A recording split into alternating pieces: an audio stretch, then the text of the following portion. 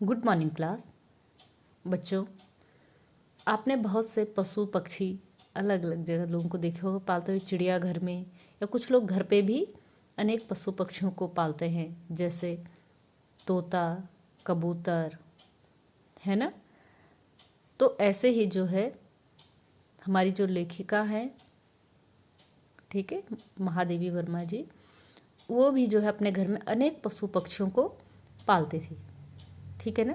उनकी अनेक कहानियाँ जो है हमने सुनी हैं, जैसे नीलू, एक किसकी कहानी थी, कुत्ते की कहानी थी, गौरा गाय की कहानी थी, है ना, या गिल्लू गिलहरी की कहानी थी।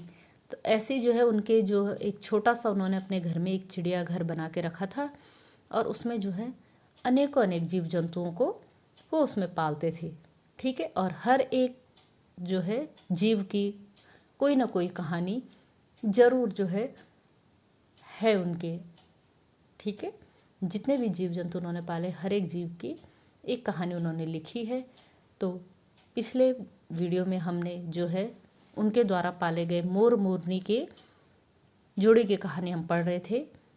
क्या नाम रखा गया था? नीलकंठ। कहानी का नाम क्या था? नीलकंठ, ठीक है। तो पिछले जो वीडियो थी हम यहाँ तक पढ़ चुके थे कि जो नए जो मोर के बच्चे आए हैं उनकी वजह से चिड़ियाघर के जो अन्य जो है पशु पक्षी हैं उनके व्यवहार में क्या परिवर्तन आया है।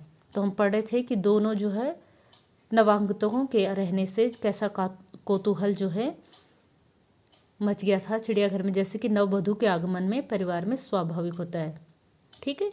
नई वधू के घर में आने से परिवार के बाकी सदस्यों में जो कौतूहल होता है, जो उत्साह होता है, वैसे ही जो नए चिड़िया के बच्चे वहाँ आए थे उनकी वजह से चिड़ियाघर में जो लेखिका है उसके चिड़ियाघर का माहौल कैसा था कि लखा कबूतर, कबूतर का क्या नाम है? लखा, नाचना छोड़कर दौड़ पड़े और उनके चारों ओर गुटरगू की रागिनियाँ लापने लगे।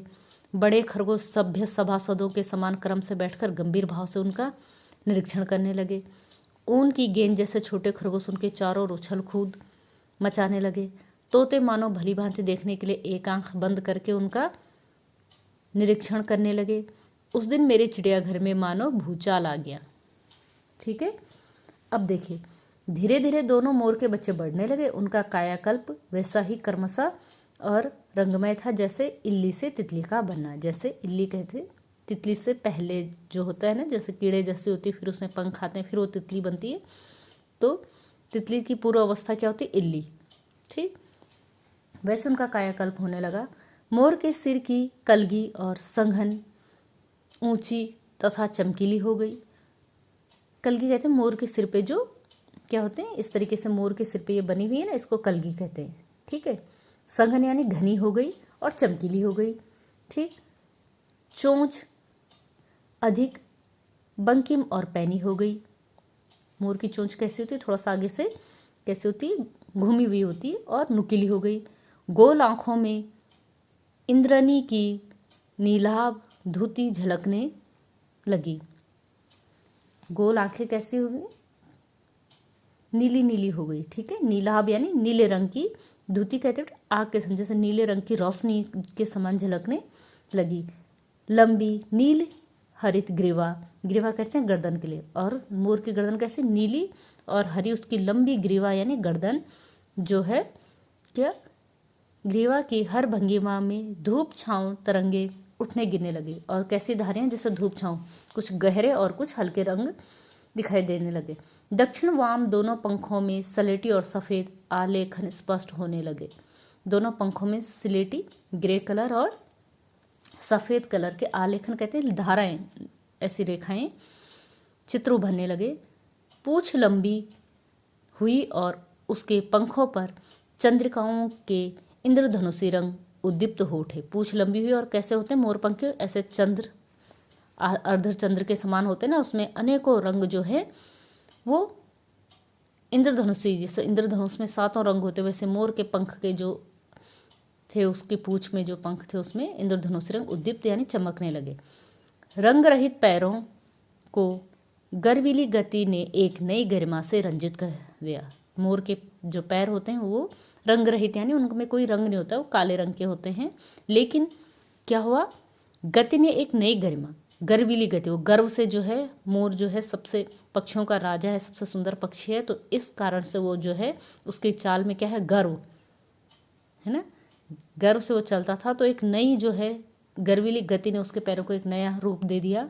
उसकी गर्दन ऊंची कर देखना, विशेष भंगिमा के साथ उसे नीचे कर दाना चुगना, पानी पीना, टेढ़ी कर शब्द सुनना और क्रियाओं में जो सुकुमारता और सौंदर्य था उसका अनुभव देखकर ही किया जा सकता था। ये उन्होंने उस मोर की सुंदरता के बारे में कहा कि जब वो अपनी गर्दन उठा के जो है चलता, अपनी गर्दन झुका के दाना चुगता, पानी पीता और क्या करता है, गर्दन टेढ़ी करके शब्दों को सुनता, तो उसकी सुकुमारता माने सुंदरता और उसके सौंदर्य को जो है देखने के बाद ही अनुभव किया जा सकता।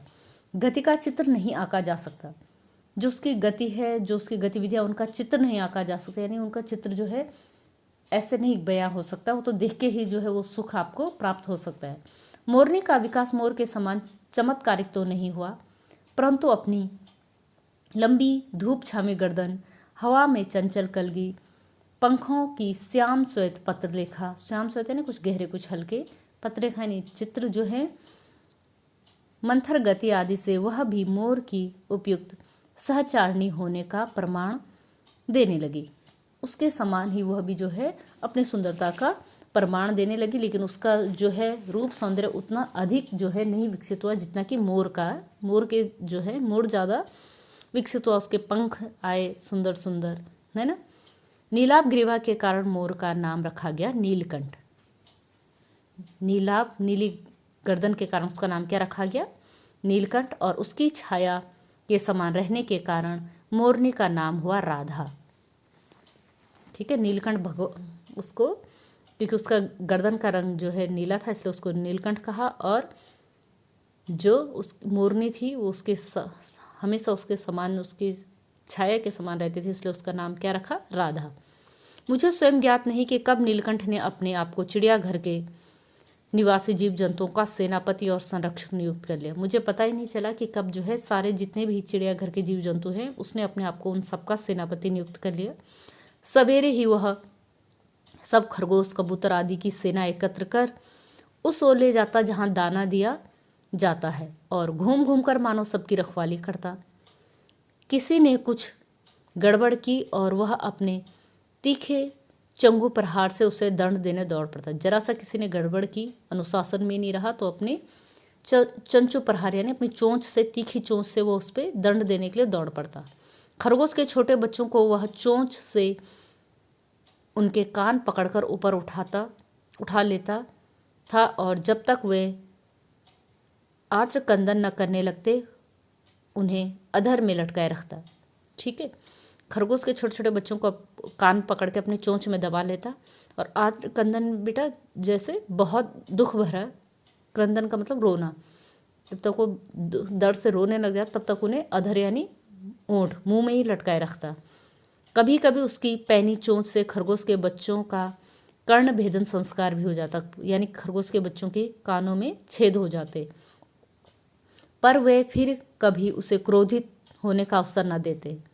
दंड विधान के समान ही उन जीव जंतुओं के प्रति उसका प्रेम भी असाधारण था। जिस प्रकार से उनको दंड वो असाधारण देता था, उसी प्रकार से उन्हें प्रेम भी वो बहुत ज़्यादा करता था। प्रायः वह मिट्टी में पंख फैलाकर बैठ जाता और वे सब उसकी लंबी पूंछ और संघन पंखों में छुआल सा खेलते रहते, यानी छुपम छुपाई का खेल खेलते कौन, छोटे छोटे खरगोश के बच्चे। ऐसी ही किसी स्थिति में एक सांप जाली के भीतर पहुंच गया। सब जीव जंतु भागकर इधर उधर छिप गए, केवल एक शिशु खरगोश सांप की पकड़ में आ गया। एक दिन ऐसे ही जब वो पड़ा था मिट्टी में और खरगोश खेल रहे थे, तो एक सांप जाली के अंदर आ गया।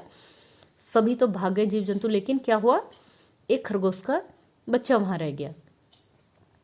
सांप ने क्या किया, निगलने के प्रयास में सांप ने उसका आधा शरीर, पिछला शरीर तो मुंह में दबा रखा था, से सादा जो बाहर था उससे चीची चीची का स्वर भी इतना तीव्र नहीं निकल सकता था कि किसी को स्पष्ट सुनाई दे।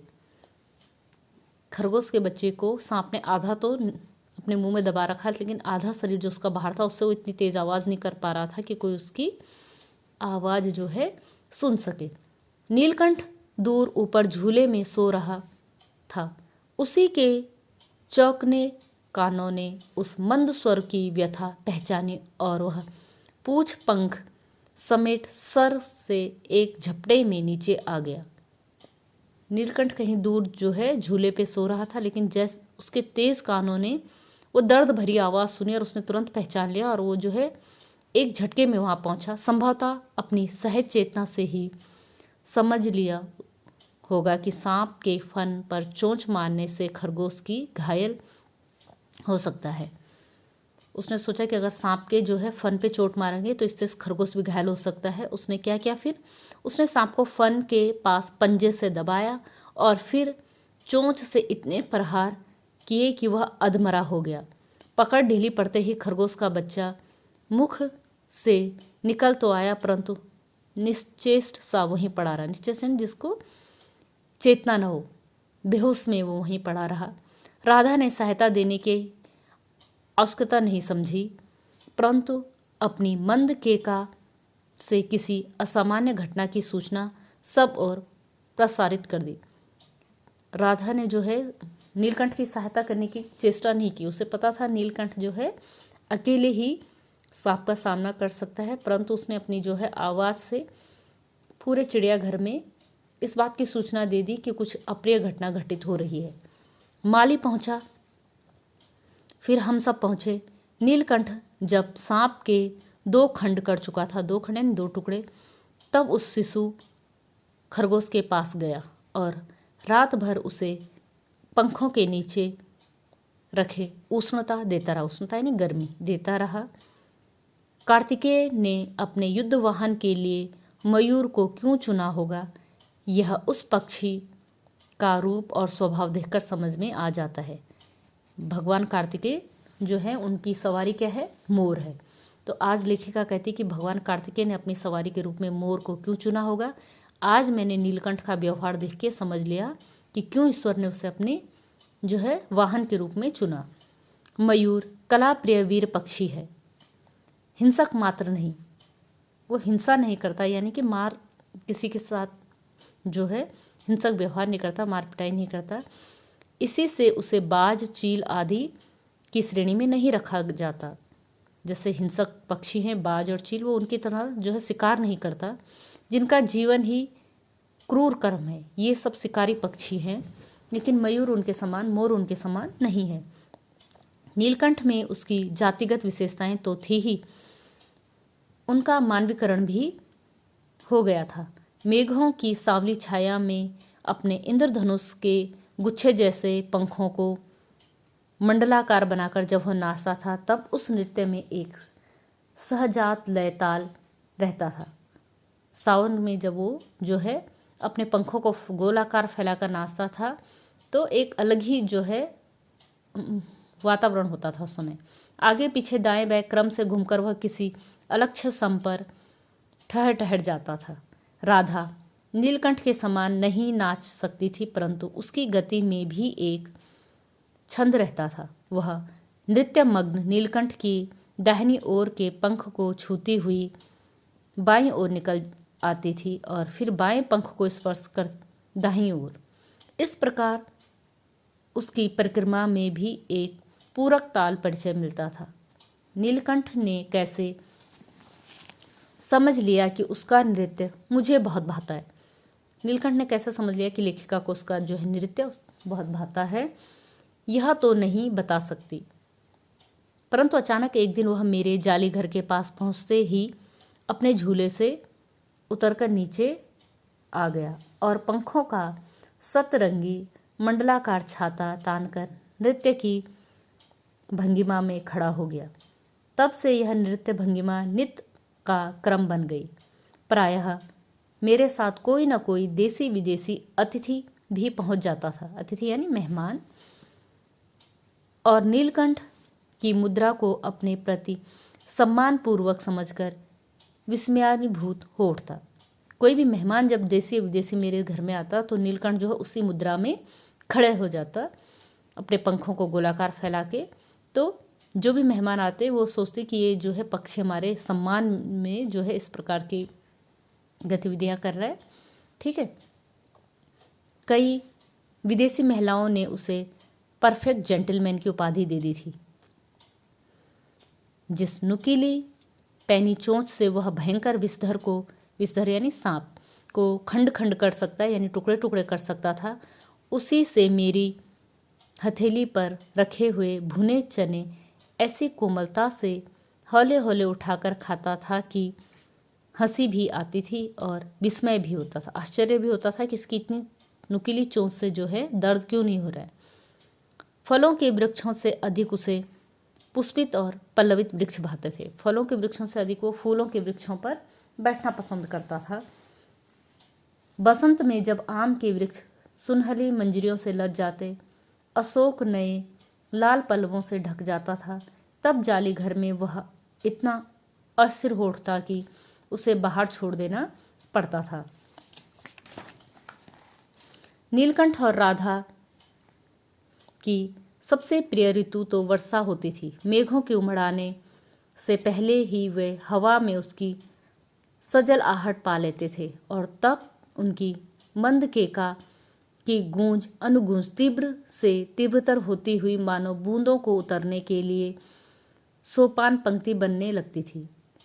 मेघों के गर्जन के ताल पर ही उसके तन्मय नृत्य का आरंभ हो जाता। जैसे ही बारिश की बूंदें पड़ती, नीलकंठ जो है उन बूंदों के साथ नाचना शुरू कर देता और फिर मेघ जितना अधिक गरजता, बिजली जितनी अधिक चमकती, बूंदों की रिमझिमाहट उतनी तीव्र हो जाती, नीलकंठ के नृत्य का वेग यानी गति उतनी ही अधिक बढ़ जाती और उसकी केका का स्वर उतना ही मंद्र से मध्यतर होता जाता। और केका यानी उसकी आवाज़, उसके कूकने की आवाज़ उससे उसी के साथ बारिश के साथ बढ़ती चली जाती। वर्षा के थम जाने पर वह दाहिने पंजे पर दाहिना पंख और बाएं पर बायां पंख फैलाकर सुखाता। कभी कभी वे दोनों एक दूसरे के पंखों से टपकने वाली बूंदों को चोंच से पी कर पंखों का गीलापन दूर करते रहते। इस आनंदोत्सव की रागिनी में बेमेल स्वर कैसे बज उठा, यह भी एक करुण कथा है। उनके इस आनंद में जो है एक बेमेल स्वर कैसे बज उठा, इसकी भी एक करुण यानी दया भरी कथा है। एक दिन मुझे किसी कार्य से नखास कोने से निकलना पड़ा और बड़े मियाँ ने पहले के समान कार को रोक लिया। इस बार किसी पिंजरे की ओर नहीं देखूंगी, यह संकल्प करके मैंने बड़े मियाँ की विरल दाढ़ी और सफ़ेद डोरे से कान में बंधी ऐनक को ही अपने ध्यान पर केंद्रित बनाया। पर बड़े मियाँ के पैरों के पास जो मोरनी पड़ी थी उसे अनदेखा करना कठिन था। मोरनी राधा के समान ही थी। उसके मूंज से बंधे दोनों पंजों की उंगलियां टूटकर इस प्रकार एकत्रित हो गई थी कि वह खड़ी ही नहीं हो सकती थी। बड़े मियाँ की भाषण मेल फिर दौड़ने लगी, यानी कि बड़े मियाँ फिर से बोलने लगे, देखिए गुरुजी, कमबख्त चिड़ी माँ ने बेचारी का क्या हाल किया है। ऐसी कभी चिड़िया पकड़ी जाती है? आप न आई होती तो मैं उसी के सिर पर इसे पटक देता, पर आपसे भी यह अधमरी मोरनी ले जाने को कैसे कहूँ। सारांश यह कि 7 रुपये देकर मैं उसे अपनी अगली सीट पर रखवाकर घर ले आई और एक बार फिर मेरे पढ़ने लिखने का कमरा अस्पताल बना। पंजों की मरहम पट्टी और देखभाल करने पर वह महीने भर में अच्छी हो गई। उंगलियों वैसी ही टेढ़ी मेढ़ी रही, परंतु वह ठूंठ जैसे पंजों पर डगमगाती हुई चलने लगी। तब उसे जाली घर में पहुंचाया गया और नाम रखा गया कुब्जा।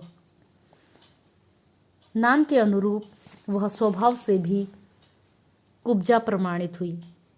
कुब्जा आपने पढ़ा होगा। कुब्जा एक राक्षसी थी जिसका जो है भगवान जो कुरूप एक राक्षसी थी जिसको श्राप था। ठीक है, तो कहते उसका व्यवहार भी अच्छा था, तो कह रहे हैं कि जिस प्रकार से जो है उसका नाम कुब्जा रखा, उसका व्यवहार भी वैसी, वो स्वभाव भी उसका वैसी था। अब तक नीलकंठ और राधा साथ रहते थे। अब कुब्जा उन्हें साथ देखते ही मारने दौड़ती। चोंच से मार मार कर उसने राधा की कलगी नोच डाली, पंख नोच डाले। कठिनाई यह थी कि नीलकंठ उससे दूर भागता था और वह उसके साथ रहना चाहती थी। न किसी जीव जंतु से उसकी मित्रता थी, न किसी को नीलकंठ के समीप आने देना चाहती थी। इसी बीच राधा ने 2 अंडे दिए, जिनको वह अपने पंखों में छिपाए बैठी रहती थी। पता चलते ही कुब्जा ने चोंच मार मार कर राधा को धकेल दिया और फिर अंडे फोड़कर ठूंठ जैसे पैरों से सब ओर छितरा दिए। इस कलह कोतूहल से और उससे भी अधिक राधा की दूरी से बेचारे नीलकंठ की प्रसन्नता का अंत हो गया।